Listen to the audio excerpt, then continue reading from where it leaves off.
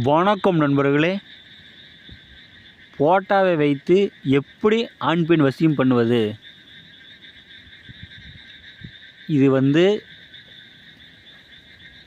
காதலன் காதலி, கணவன் மனைவி இவங்களுக்கு மட்டும்தான் இந்த மாதிரி வசியம் பண்ணால் வெற்றியாகுமே தவிர, அடுத்தவர் மனைவி மீதோ தப்பான நோக்கத்துக்கு நீங்கள் வசியம் பண்ணிங்கன்னா தோல்வி தான் ஆகும், கண்டிப்பாக வெற்றி ஆகாது.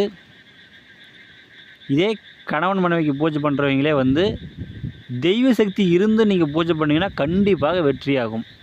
தெய்வ சக்தி இல்லாமல் நீங்கள் பூஜை பண்ணினீங்கன்னா கண்டிப்பாக வெற்றி ஆகவே ஆகாது.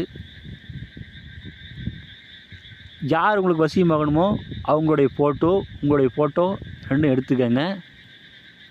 நான் மேலே கொடுக்கப்பட்டுள்ள அந்த சக்கரத்தை ஒரு செப்பு தகட்டில் வரைந்து, இன்னார் மகன் இன்னார் எனக்கு வசியமாகணும், இன்னார் மகள் இன்னார் எனக்கு வசியமாகணும்னு சொல்லி எழுதிக்கங்க. எழுதிய பிறகு தலை வாழலை விரித்து மஞ்சள் பிள்ளையார் பிடிச்சி வைங்க. வெத்தலைப்பாக்கு, பூப்பழம், தேங்காய் படையல் வைத்து கிழக்கு முகமாக சுக்கிர ஓரை அல்லது குரு ஓரை, இந்த ஓரை பார்த்து பூஜை பண்ணுங்கள். கிழக்கு முகமாக அமர்ந்து கணபதியை வணங்கிய பின்பு தட்சணாமூர்த்தி மந்திரத்தை நீங்கள் ஜெபிங்க. பிறகு உங்களுடைய குலதெய்வத்தை நீங்கள் வணங்கிய பின்பு உங்களுடைய உபாசன மந்திரத்தை ஜெபிங்க அல்லது மோகினி மந்திரத்தை ஜெபிங்க.